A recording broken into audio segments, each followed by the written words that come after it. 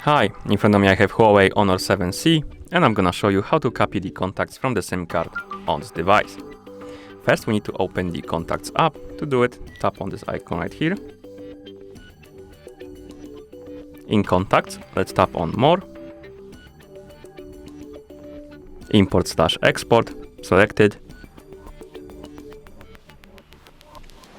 Then tap on Import from SIM.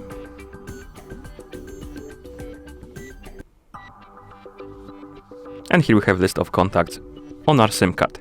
We can select the ones we want to copy. For example, let's select this one, and this one. Then tap checkmark to confirm. You can also tap on Select All if you want to select all of them to make it quicker. But once you're done, tap on checkmark, confirm.